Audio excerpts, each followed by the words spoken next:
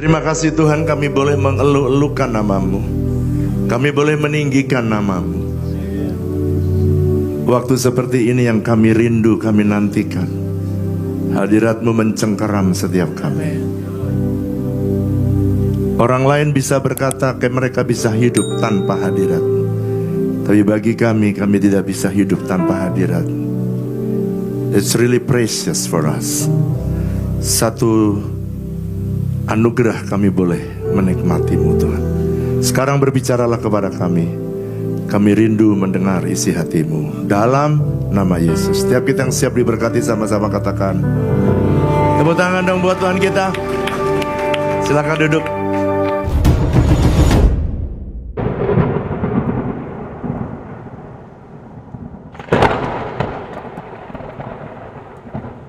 Saya dapat tugas untuk menyampaikan tentang hujan akhir. Dan karena hujan akhir di Israel itu bicara tentang penuaian, maka saya beri judul A Great Harvest. Israel itu punya dua macam hujan. Hujan yang pertama namanya hujan awal. Itu dipakai oleh orang Israel untuk menanam. Dan ada hujan yang kedua namanya hujan akhir. Itu untuk penuaian. Nah, saya pengen supaya saudara, gimana ketika kita ada di musim apa, Pak? Mari buka ya, Amos pasal yang ke-9. Kita baca ayat yang ke-13. Sebenarnya bisa baca ayat 1, ayat 11 sampai ayat yang terakhir ya. Tapi saya mau baca ayat 13 saja. Mari baca bersama-sama, 1, 2, 3. Sesungguhnya waktu akan datang, demikianlah firman Tuhan, bahwa pembajak akan tepat menyusul penuai, dan pengirik buah anggur penabur benih. Gunung-gunung akan meniriskan anggur baru, dan segala bukit akan... Kapan Pak ayat ini digenapi? Kalau saudara membaca ayat yang ke-11, dikatakan pada hari itu, aku akan mendirikan kembali pondok Daud yang telah roboh, dan aku akan menutup pecahan-pecahan dindingnya dan mendirikan kembali reruntuhannya. Aku akan membangunnya kembali seperti zaman dahulu. Jadi kapan Pak? Waktu gereja Tuhan mulai merestorasi pujian penyembahan atau restorasi pondok Daud, maka kejadian Amos 9 ayat 13 ini terjadi. Apa Pak ayat 15 ayat 13? Dia bilang gini, sesungguhnya akan datang pembajak akan menyusul penuai. Saya tanya, pembajak itu kira-kira mau ngapain dia? Kalau orang membajak tanahnya mau ngapain dia? Menanam. Kalau orang membajak artinya dia sedang mempersiapkan diri untuk menanam. Lalu kemudian, tapi kok menyusul penuai? Berarti itu hujan awal dan hujan akhir dicurahkan bersama-sama. Artinya baru saja menanam sudah disusul dengan penuai. Artinya tuaian akan menyusul pembajak. Jadi di akhir zaman ini atau saudara dan saya di sekarang ini, saudara, hujan awal dan hujan akhir sedang dicurahkan bersama-sama. Mari katakan bersama saya dengan suara keras ya. Saat-saat ini, kurang keras, saat-saat ini Tuhan sedang mencurahkan hujan awal dan hujan akhir bersama-sama. Jadi saudara tidak lagi kelihatan sepertinya jauh antara menanam dan menuai jauh, tapi sekarang baru saja nanam tiba-tiba menuai. Nah, ayat berikutnya dia bilang gini, bukan hanya pembajak akan menyusul penuai, tapi pengirik buah anggur, berarti dia baru panen anggur, ayat yang ke-13, sudah disusul dengan penabur. Saudara, saya lagi tanam anggur, kira-kira kalau mau berbuah, kira-kira perlu 6 bulan. Berbuahnya kira-kira 3 bulan. Jadi kalau berbuah dipetik, itu harusnya dia tunggu lagi 6 bulan at least baru mulai buah lagi.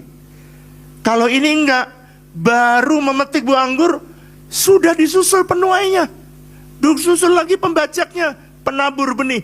Jadi ini satu masa di mana gereja mesti aware bahwa Tuhan sedang mencurahkan hujan awal dan hujan akhir, tuaian akan besar di dalam dunia ini. Yang setuju katakan, Pak, apa artinya?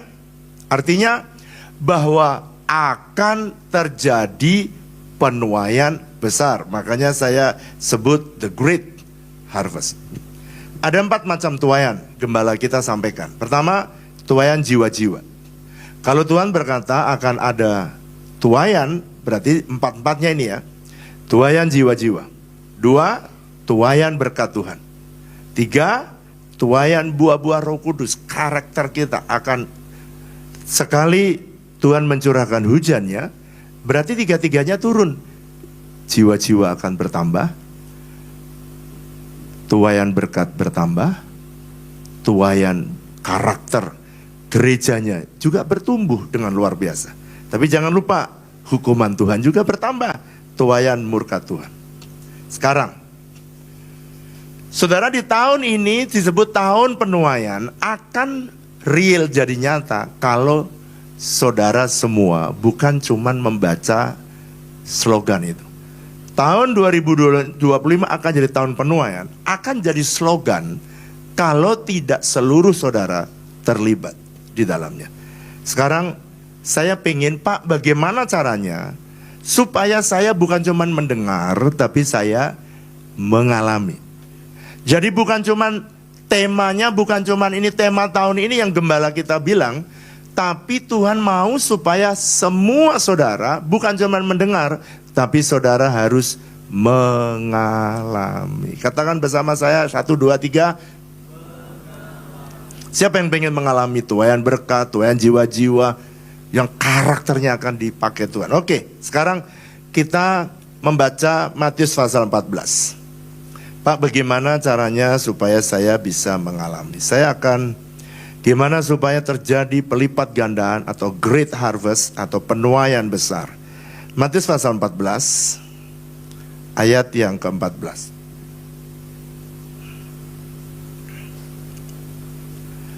Mungkin saya baca ayat judulnya ya, saya baca judulnya.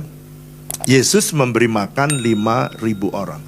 Jadi ini tuaian yang besar. Saya baca 13, saudara baca 14. Saya akan eksposisi dari ayat ini. Gimana supaya saudara semua bukan cuman dengar slogan atau tema, tetapi saudara mengalami. 13 saya baca. Setelah Yesus mendengar berita itu, menyingkirlah ia dari situ dan hendak mengasingkan diri dengan perahu ke tempat yang sunyi.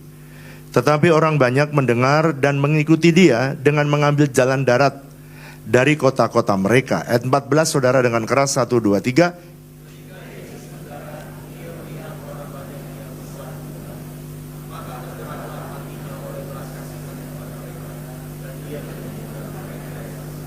Oke. Sekarang perhatikan gimana mereka mengalami pelipat gandaan atau mereka mengalami tuaian besar. Ini rahasia yang pertama yang Yesus ungkap. Yesus memiliki belas kasihan terhadap orang-orang yang banyak. Jadi rahasia pertama, kalau saudara pengen lihat tuaian jiwa-jiwa, saudara harus memiliki belas kasihan. Pak, saya juga pengen ngalami tuaian berkat. Oh, kalau saudara pengen ngalami tuaian berkat, saudara juga harus punya belas kasihan. Karena kalau berkat untuk saudara, saya rasa dari muka-muka saudara, dari badan saudara, sudah ketahuan jemaat ini sangat diberkati Tuhan. Dari apanya, Pak? Lihat badanmu itu. Mukamu, badanmu, itu sudah menunjukkan bahwa saudara sangat diberkati Tuhan.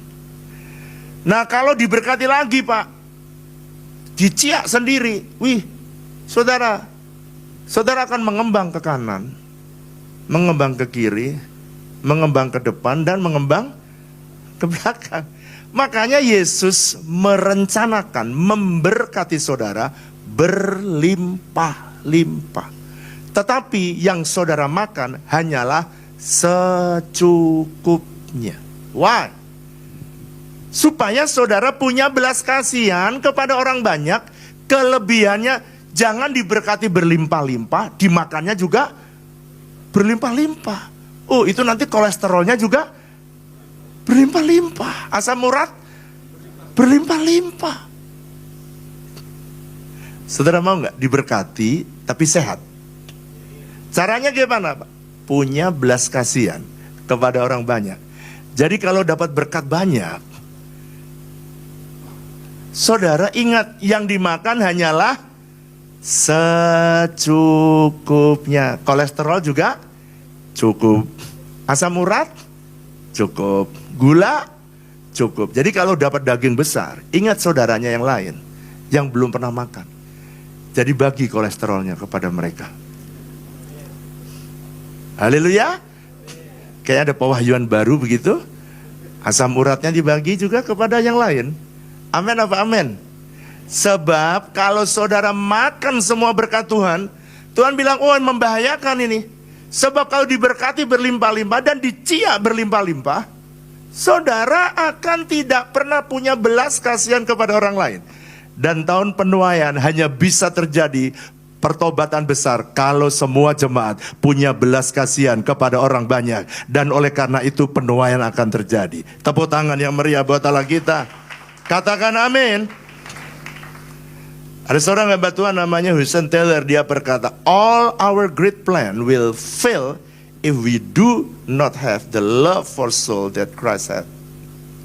Jadi sebenarnya semua rencana Tuhan dalam hidup saudara yang besar bisa gagal dan tidak terjadi karena kita tidak punya belas kasihan seperti yang Yesus punya.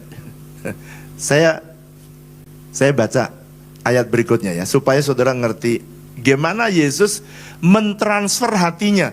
Yesus punya belas kasihan, tapi lihat murid-muridnya. Mari baca ayat yang ke-15, baca bersama-sama dengan saya. 1, 2, 3. Menjelang malam, murid-muridnya datang kepadanya dan berkata, tempat ini sunyi dan hari sudah mulai malam.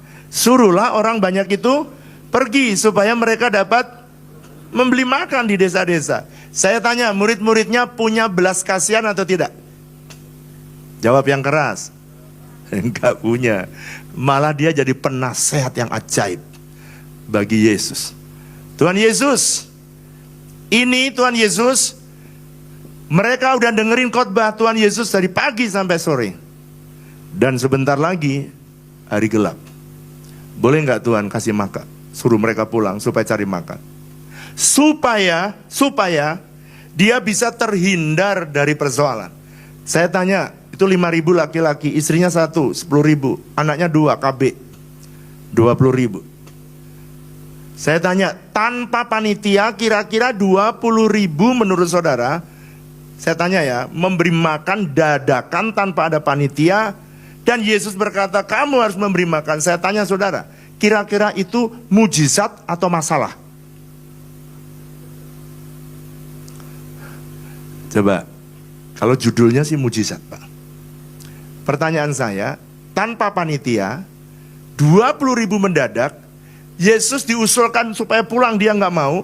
Dan dia bilang, dia bilang, Tuhan suruh mereka pulang. Saya tanya ini buat murid-muridnya, ini mujizat atau masalah sebenarnya? Bukan cuma masalah, masalah besar. Dia cari warteg di mana? Dia cari KFC di mana di Padang Gurun? Dia cari McDonald di mana? McDonald juga kalau 20.000 mendadak juga nggak punya.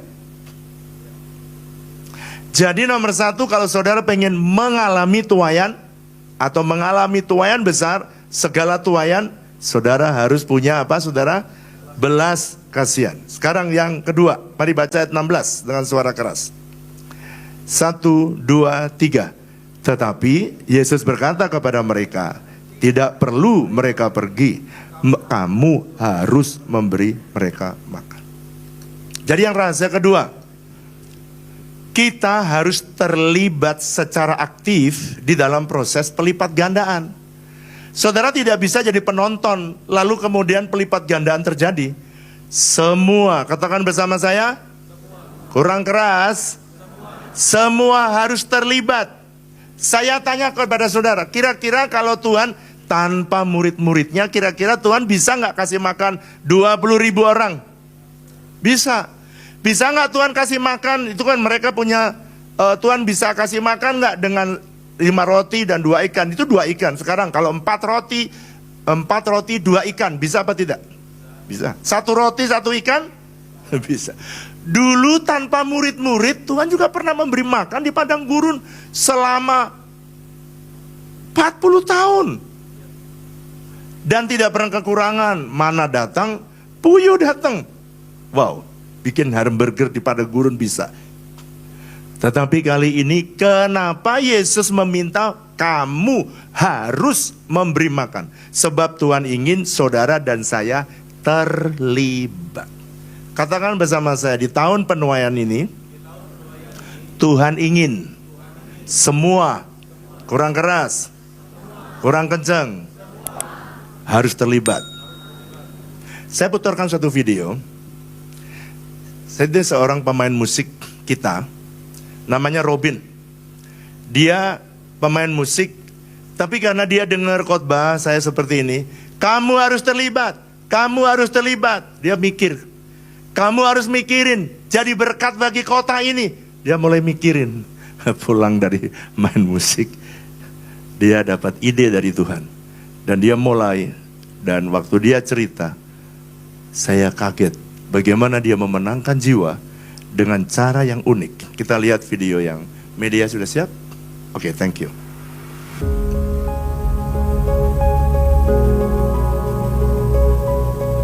Setelah saya berada di Jakarta ini, 2007 saya datang ke Jakarta. Akhirnya saya datang di WTC ini, saya mulai pelayanan. Udah dapat jadwal, melayani di GBI WTC di musik tahun 2007.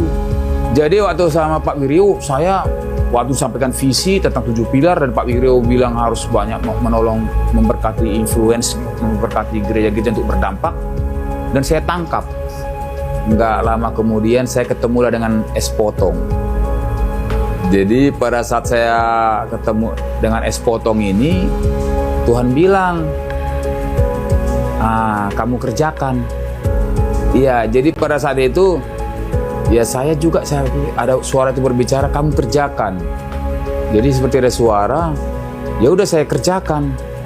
Jadi waktu saya kerjakan itu, ya memang masih sedikit gengsi, masih berat Pak, karena saya harus dorong gerobak. Iya, dorong gerobak Pak. Jadi Tuhan bilang, kamu dorong gerobak itu, kata Tuhan. Iya Tuhan, gengsi dong Tuhan, biasa. Saya nggak sanggup ini. Akhirnya Tuhan gerak, karena di pikiran saya lewat Es Potong ini, saya melihat Es Potong bukan lagi suatu es, tapi ini sebagai alat nanti untuk Tuhan pakai untuk menjangkau jiwa. Dan Tuhan kasih pengertian, kamu harus dorong, harus kamu lakukan. Jadi waktu itu saya lihat banyak yang pengangguran Pak. Jadi saya pergilah sambil nyari-nyari, saya tanya yang pengangguran dari ibu-ibu, ada nggak saudaranya apa yang nganggur, saya tanya-tanya. Dan Tuhan bilang, kamu lebih banyak lagi. Akhirnya dari 1 berkembang jadi 7. Jadi saya kontrakin itu Pak. Akhirnya saya kontrakin mereka yang nggak punya tempat, saya kontrakin, saya buat gerobaknya. Dan itu Pak saya kerjakan juga dari hasil dari jualan saya. Karena saya kan nggak punya uang Pak awalnya. Ya yang saya rasakan waktu saya jualan itu Pak, memang berkat Tuhan luar biasa. Jadi setiap orang itu, setiap saya dorong, orang udah pada datang, pada beli. Itulah yang membuat saya mulai lambat laun gengsi saya hilang. Akhirnya dari 1 cabang, tambah lagi cabang yang kedua. Baru Tuhan bilang lagi, lebih besar lagi, lebih besar lagi. Karena Pak Wiryo selalu bilang, ini untuk menuntaskan kota. Akhirnya saya kerjakanlah ini sampai kita buka cabang, ada sampai 100 cabang Pak. Areanya ini sampai Banten, sampai seluruh tempat wisata, sampai ke Malimping, Bayah, sampai ke Pelabuhan Ratu, Bogor, Jakarta, dan sampai pada saat itu ke Jawa Tengah, Cilacap. pada saat itu saya sekali kirim itu per 3 hari Pak ya. Saya pada saat itu omset sampai 100 juta. Yang Tuhan kasih rema, waktu saya kerjakan anak Tuhan itu tidak cukup hanya berdoa Pak. Jadi waktu Pak Wiryo bilang visi itu, anak Tuhan itu harus masuk dalam 7 pilar. Dalam pilar bisnis harus jadi saksi. Jadi saya kerjakan Pak. Jadi tadi puji Tuhan ini Tuhan kasih saya tidak Tuhan buat gengsi lagi. Akhirnya saya rajin Pak. Saya dorong gerobak, saya ketemu orang demi orang terus. Jadi setiap kecamatan kota Pak itu saya sudah taruh di situ untuk menyedot uang di setiap kecamatan kota itu. Nah, itu Tuhan kasih pengertian sama saya. Ternyata kejadian kita dahsyat Pak. Lewat hal yang kecil saja nih es potong ini Tuhan bukakan bahwa anak Tuhan itu tidak akan ada kekurangan dan apapun semuanya akan terlaksana, terencana. Tuhan sendiri akan memberkati, tapi kita harus mengerjakan. Alhamdulillah saya sudah bisa menuntaskan pengangguran, sudah bisa mencukupi anak istri saya, sudah bisa membangun rumah, sudah bisa menabung, bisa beli motor. Alhamdulillah semenjak saya bergabung Es Potong Pelangi Happy Day, saya dapat membantu ekonomi keluarga saya dan saya dapat menabung. Dari hasil potong, penjualan hasil es potong, saya bisa nafkahin anak istri, bisa ngasih makan, bisa nyekolahin, bisa nabung. Kalau sedikit ada hasilnya, bersyukurlah.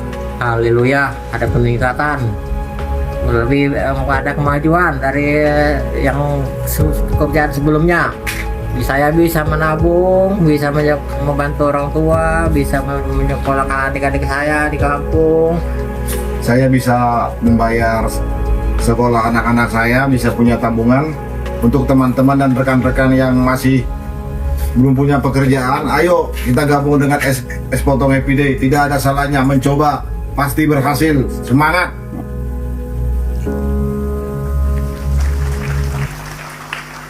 Tukang es potong aja bisa memberi semangat kita, saudara. Semangat! Coba tiruin. Ah, kok begitu? Yang keras dong. Saudara, dia tuh lagi enak-enak, dia karyawan, dapat gajian. Tiba-tiba suruh mikirin, saudara ya, memberitakan Injil di Banten. It's not easy, gak gampang. Gimana caranya dia memenangkan jiwa? Dia lewat gerobak es potongnya dia. Setiap kali dia harus potong, orang datang itu menjadi jembatan untuk dia beritakan Injil. Makanya dia dapat 7 orang, dikumpulkan jadi 1, dikasih kontrakan sama dia, lalu mereka suruh jualan. Sekarang tahun lalu dia syuting ini, dia cerita, saya sudah ada 100 Pak. Berarti karyawan dia 700 loh. Dulu cuman duit 5 juta untuk bikin es potong sama gerobak. Sekarang dia punya 700. Bayangkan dalam 1-3 hari atau 2-3 hari dia bilang 100 juta. Dia itu anggaplah 30 hari, dia tuh sudah lebih dari 1 miliar untuk penghasilan dia. Belum yang dibagi orang itu.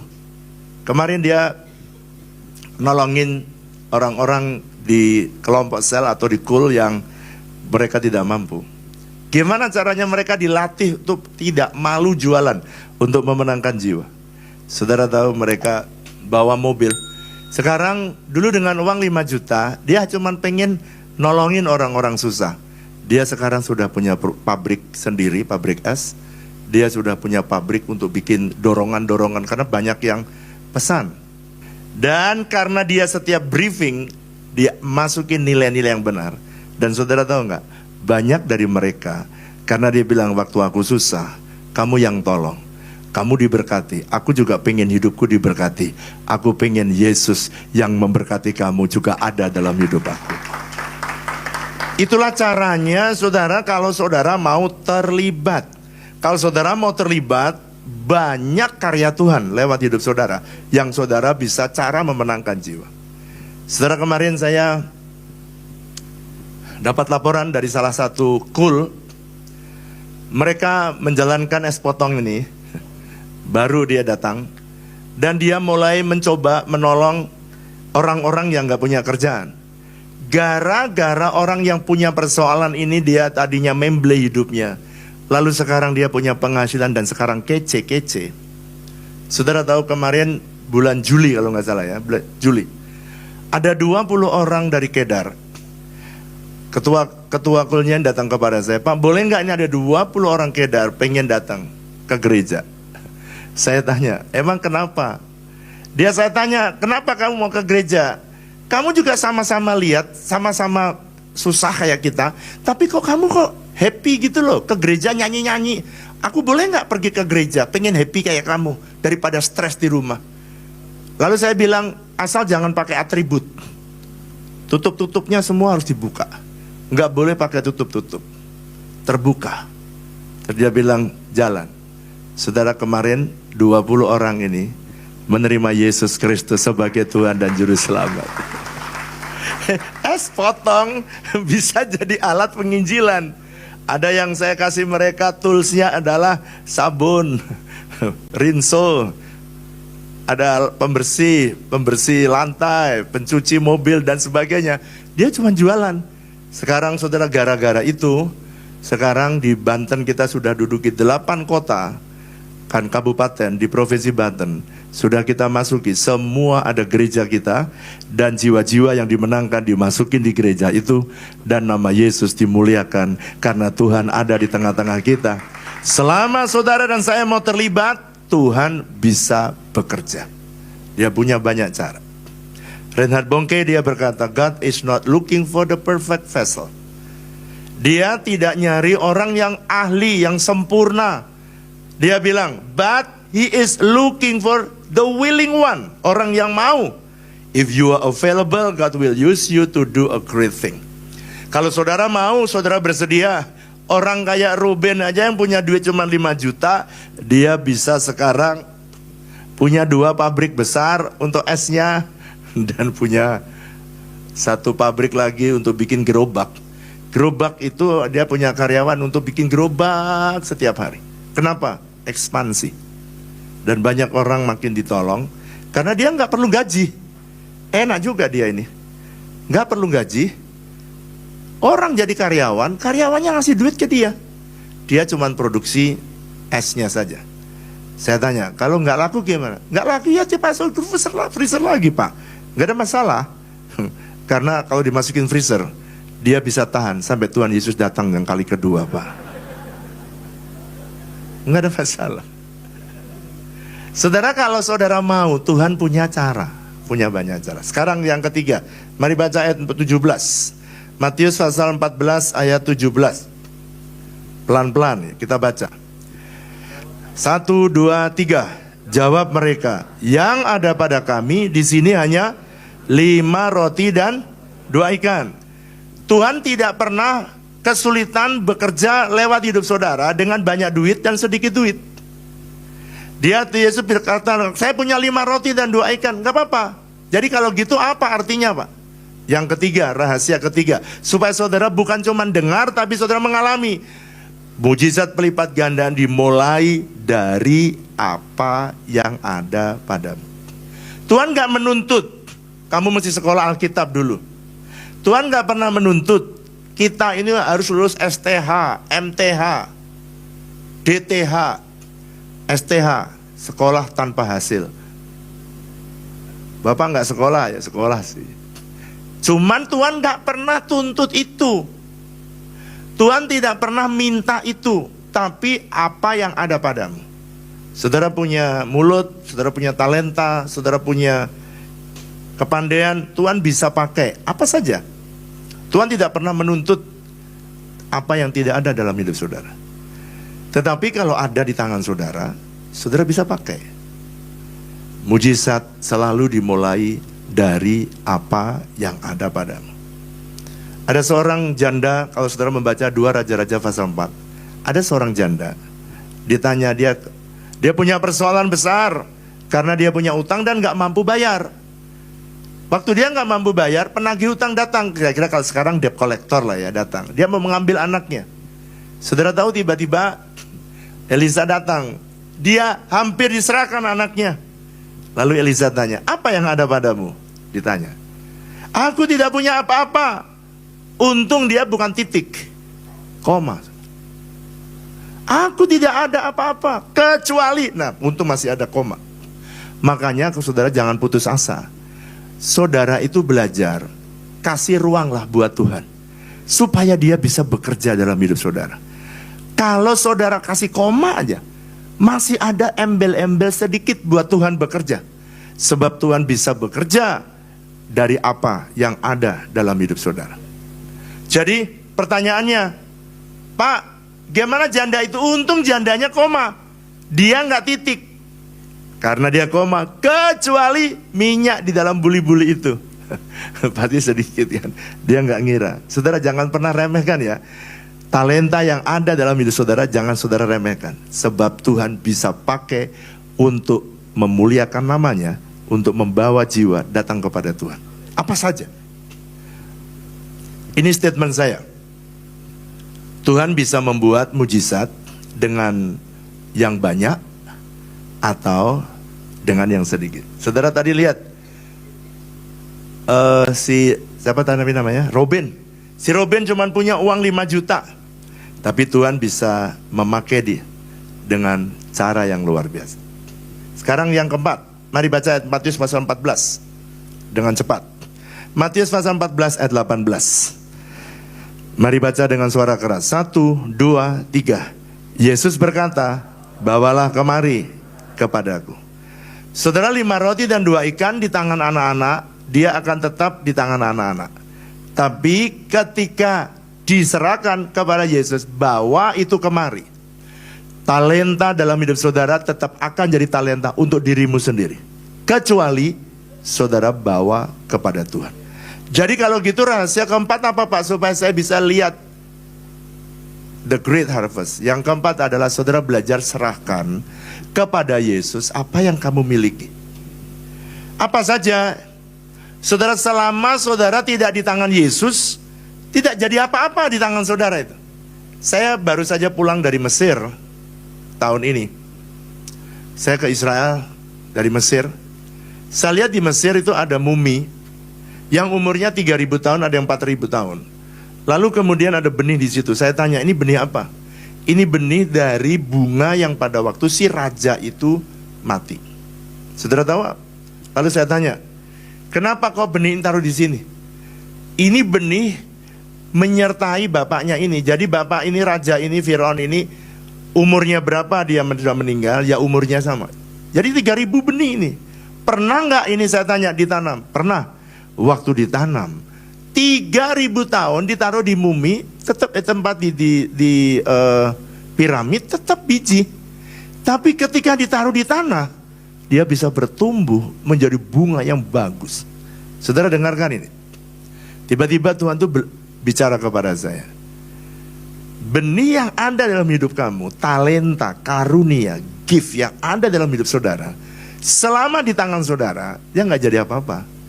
Tapi kalau kau serahkan kepada Tuhan dan kau bilang, Tuhan pakailah talenta ini, pakailah Tuhan karunia ini, di tangan Tuhan tiba-tiba berbuah, lebat, dan menjadi sesuatu yang dahsyat, luar biasa. Saudara nggak pernah pungkirin, nggak pernah pikirin. Rubin kalau datang sama saya, Robin ini dia bilang gini, saya nggak pernah pikir Pak, kalau saya masih kerja, saya hari ini juga masih jadi karyawan. Tapi gara-gara saya disuruh Tuhan untuk nolongin orang miskin, aku jadi pengusaha kecil-kecilan gitu Pak. Wah, dalam hati saya, kamu sekarang omsetmu nggak kecil lagi loh Robin. Kamu sudah bisa memberdayakan banyak orang. Corrie ten Boom dia berkata, hold everything in your health lightly. Peganglah semua berkat Tuhan itu, jangan kenceng-kenceng. Dia bilang, hold everything in your hand lightly. Otherwise, it hurts when God press your finger open. Jadi kalau sampai Tuhan minta supaya tanganmu itu dilepaskan, saudara akan susah. Makanya kalau pegang berkat Tuhan, itu jangan terlalu kenceng-kenceng. Makanya saudara, kalau saudara diberkati Tuhan, saudara pengen ngalami pelipat gandaan, jangan pegangnya terlalu kenceng-kenceng. Karena kalau saudara kenceng, diminta untuk menolong orang lain, saudara pasti mengalami kesulitan. Dan banyak orang kenapa agak pelit? Karena dia memegangnya terlalu kencang.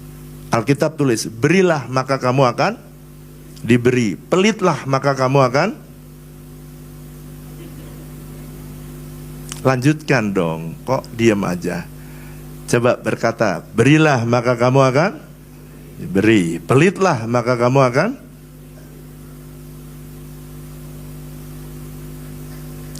Ada yang jawab, pelitlah maka kamu akan diberi. Siapa yang ngajarin?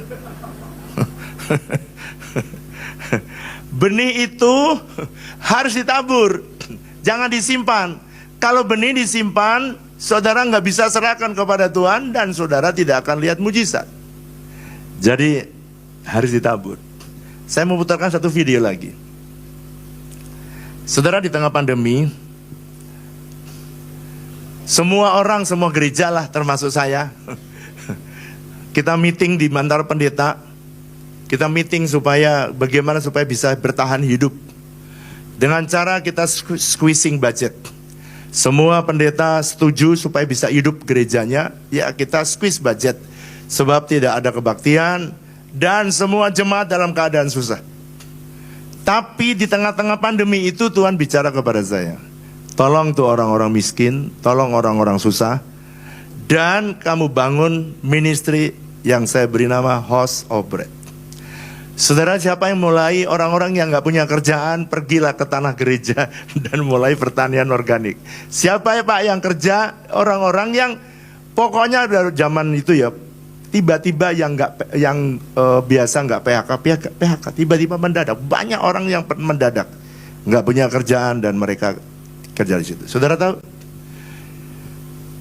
dari apa yang kita lakukan step by step, banyak orang akhirnya mengenal Tuhan satu-satu. Kita tidak suruh mereka percaya Yesus. Saya tidak pernah memberitakan Injil kepada mereka. Tapi banyak mereka akhirnya mengenal Tuhan. Dari apa? Dari apa yang kita tabur dalam hidup mereka. Bisa saya di media sudah siap? Oke, kita lihat video ini. Video ini menolong bukan hanya orang miskin, tetapi menolong gembala-gembala gereja, gembala sidang gereja-gereja yang kecil. Tidak seperti di Puri ini. Waktu dulu ada online service. Mereka nggak ada online service, nggak ada online giving. Dia lari ke tempat saya dan mereka bilang, Pak, anak saya nggak makan, istri saya nggak makan. Waduh, saya kasih uang lah 1 bulan. Datang lagi orang gantian-gantian. Lama-kelamaan ini kalau 2 bulan tak kasih lagi 2 bulan. Besoknya saya pikir berapa lama saya bisa kasih makan pendeta-pendeta ini. Saudara, lewat House of Bread ini, saya bilang gini, saya tidak tahu kamu berapa lama pandemi ini datang, tapi saya tidak mau kasih duit kamu lagi karena banyak yang perlu. Kalau kamu mau, kamu jualan sayur, jualan ikan. Siapa? Gembala sidang, jualan sayur, jualan ikan. Demi apa? Anak-anaknya bisa hidup. Kita lihat video yang satu ini.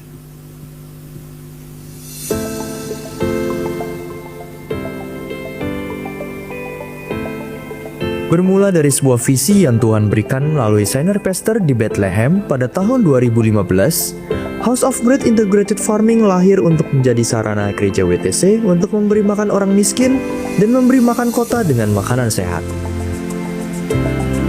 HOB mulai melakukan pemagaran tanah 12 hektar di Sukamulia yang kini disebut Eden Park 2. HOB memulai dengan menanam bayam dan kangkung secara organik.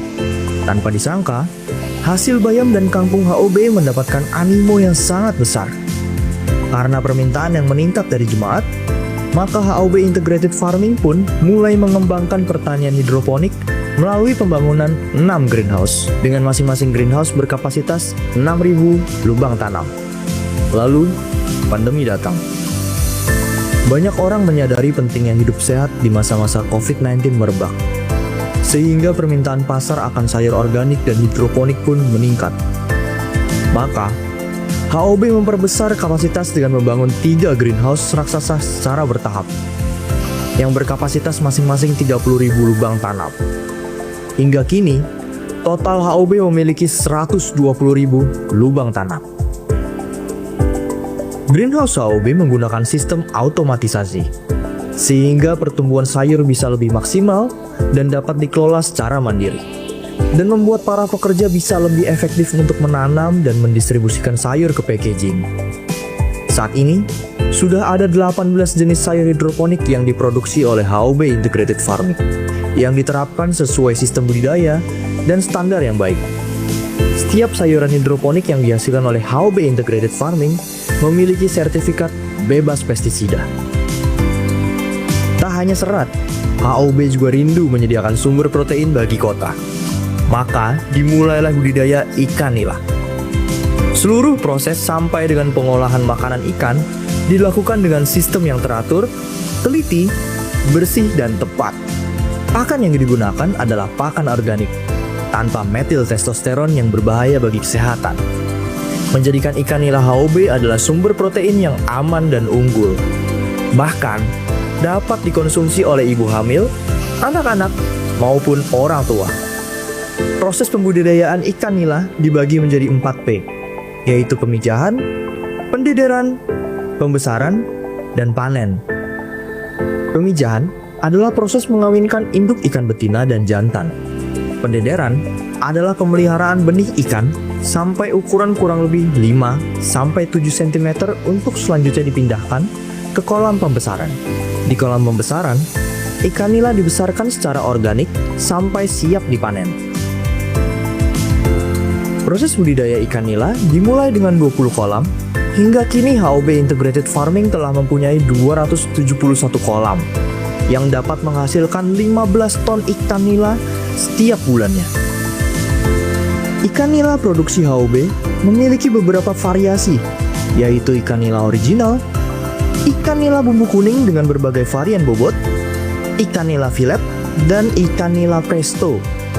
HOB Integrated Farming juga menanam buah-buahan di tanah seluas 2 hektar. Buah-buahan yang dihasilkan oleh HOB antara lain adalah buah jambu kristal, nangka kuning dan orange, alpukat mentega, pisang cavendish, durian musangking, serta durian bawor. Buah anggur bukan hanya lezat, tetapi juga menyimpan sejuta manfaat bagi kesehatan. Kandungan antioksidannya membantu melindungi tubuh dari radikal bebas, menjaga kesehatan jantung, dan bahkan memperlambat proses penuaan. Manis, segar, dan menyehatkan. Itulah sebabnya anggur menjadi salah satu buah yang paling dicari untuk gaya hidup sehat. Di HOB Farm, kami menjawab kebutuhan ini dengan membangun kebun anggur sendiri sebagai wujud komitmen kami terhadap pertanian yang berkelanjutan dan penuh perhatian. HOB membangun sebuah greenhouse seluas 1.600 meter persegi khusus untuk anggur. Dirancang dengan sistem tralisie dan para-para yang memungkinkan anggur tumbuh optimal, menyerap cahaya matahari dengan sempurna, serta mendapatkan sirkulasi udara yang baik. Saat ini, kami membudidayakan 200 pohon anggur dari 10 varian unggulan dengan perawatan intensif dan sistem tanam yang terkontrol. Kami mampu menghasilkan 2 kali panen setiap tahunnya. HOB berkomitmen untuk membangun integrated farming sehingga tidak ada sumber daya yang terbuang percuma. Untuk itulah HOB menternakkan sapi dan domba agar menjadi sumber pupuk kompos yang diperlukan untuk pertanian sayur organik dan pohon buah organik. Kini, HOB telah memiliki pabrik yang dibangun dengan sistem GMP atau Good Manufacturing Practices. Pabrik HOB kini memproduksi bandeng presto, banana bread, banana muffin, sambal dengan beberapa varian. Ada sambal tomat, sambal terasi, sambal bawang, dan sambal andaliman yang menjadi best seller di kalangan konsumen. HOB juga membuat sebuah produk minuman immune booster yang diformulasikan dari 100% sari buah dan sayur tanpa tambahan gula, air, ataupun pengawet. Diperkaya jambu kristal, daun kale, dan daun kelor, minuman ini menjadi sumber antioksidan dan vitamin C yang sangat kuat. Hadir sebagai solusi alami untuk meningkatkan daya tahan tubuh dan melawan kelelahan sepanjang hari. Pabrik HOB diperlengkapi dengan blast freezer, cold storage, dan cool room. Blast freezer berentang suhu hingga minus 43 derajat Celcius. Untuk mempercepat proses pembekuan ikan, sekaligus membunuh kuman agar ikan selalu fresh dan segar. Ikan yang sudah dibekukan akan dipindahkan ke cold storage. Cool room berfungsi untuk menjaga kesegaran sayur sejak panen, pengemasan, hingga sampai ke tangan konsumen. Setelah 8 tahun dengan setia menolong orang miskin, memberi makan kota, membantu para misionaris, menolong misi ke daerah baik Papua, Kalimantan, Sumatera, dan daerah-daerah lainnya, maka pada tahun 2023 Tuhan membukakan bahwa di tanah Eden Waktu ini ada sumber air bersih yang melimpah, di mana setelah diuji secara lab oleh Sukovindo, didapati air dari tanah HOB sangat segar, sehat, dan memenuhi SNI untuk diproduksi sebagai air minum dalam kemasan.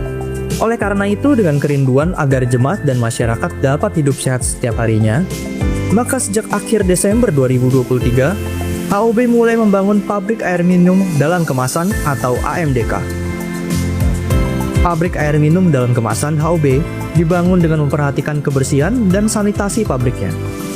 Salah satunya adalah dengan menggunakan epoksi di setiap lantai pabriknya. Setiap karyawan yang bekerja pun wajib menggunakan hairnet, sarung tangan, dan sepatu khusus produksi.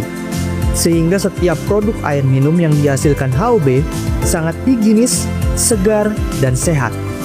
Di HOB Mart, jemaat dan konsumen lainnya, mereka bisa membeli dan menikmati semua produksi yang dihasilkan oleh HOB. House of Bread Integrated Farming senantiasa berkomitmen untuk mengusahakan kesejahteraan masyarakat sekitar, kota, dan bangsa. Impian kami, kiranya tercipta masyarakat Indonesia yang sehat dan sejahtera secara holistik, jasmani, dan rohani. Tuhan Yesus memberkati. 1 menit lagi. Mari baca satu ayat. Ayat 19. Mari baca dengan suara keras. Ayat 19. 1, 2, 3. Lalu disuruhnya orang banyak duduk di rumput, dan setelah diambilnya 5 roti dan 2 ikan, Yesus ngapain? Menengadah ke langit dan mengucap berkat. Lalu memecah-mecahkan roti dan memberikannya kepada murid-muridnya. Lalu murid-muridnya membagikannya kepada orang banyak. Jadi yang kelima apa, Pak? Saudara kalau pengen lihat tuaian besar, saudara mesti belajar dalam situasi apapun, belajar mengucap berkat atau mengucap syukur adalah kunci pelipat gandaan. Jangan menggerutu di saat susah. Belajar mengucap syukur di saat susah. Karena kesusahan pasti ada limitnya. Semua produk ada expire date-nya. Semua masalah saudara juga ada expire date-nya. So that's why jangan menggerutu, tapi izinkan Tuhan untuk membuat mujizat dalam hidup saudara. Terakhir, kita baca ayat yang ke-20. Mari baca dengan suara keras. 1, 2, 3. Dan mereka semuanya makan sambil kenyang. Kemudian orang mengumpulkan potongan-potongan roti yang sisa, 12. Saya tanya saudara, kira-kira 12 bakul ini untuk siapa? Jawab yang keras. Jawab dong. Kira-kira 12 bakul ini untuk siapa? Murid-murid. Sekarang pertanyaan saya. Alkitab tulis, berilah maka kamu akan diberi. Siapa yang memberi 5 roti dan 2 ikan? Siapa? Anak kecil. Jadi kira-kira 12 bakul tadi untuk siapa? Ya, untuk anak kecil. Saudara, kalau saudara memberi, saudara jangan bilang gini, saya hilang gitu. Paradigma ini harus dirubah. Kalau memberi untuk orang lain, untuk menolong kerajaan, untuk memperluas kerajaan Allah, saudara jangan bilang saya hilang, tapi saudara sedang investasi. Waktu saudara investasi, uang tidak di tangan saudara, tapi toh akhirnya menjadi besar. Dari semua yang dewasa tidak mau investasi, anak kecil mau investasi 5 roti dan 2 ikan. Banyak orang kenapa dibilang 12 bakul untuk menjebak jemaat Puri Indah. Kenapa 12 bakul? Ya untuk menjebak. Karena dia pikir kalau 12 bakul maka dia kasih 12 murid. Tidak. Hukumnya adalah siapa yang memberi dia akan diberi. Pelitlah maka kamu akan, awas bilang diberi lagi. Pelitlah maka kamu akan dipelitin. Pemain musik sudah standby ya. Jadi yang keenam apa Pak? Belajar mengelola berkat yang datang dari Tuhan. Jangan bikin boros hidup itu. Hidup itu sederhana. Yang mahal apa, Pak? Gaya hidup. Gaya hidup itu, gaya itu berbalik dengan tekanan, saudara. Berlinier dengan tekanan. Semakin bergaya, semakin tekanan barat makin besar, saudara. Jadi orang yang suka bergaya, tekanan pressure-nya, depresinya semakin berat. So that's why belajar mengelola berkat Tuhan sampai rencana Tuhan tergenapi dalam hidup saudara, dan Tuhan ingin memberkati hidup saudara. Mari bangkit berdiri sama-sama dan bilang, Tuhan pakailah hidup aku supaya aku bisa dipakai oleh Tuhan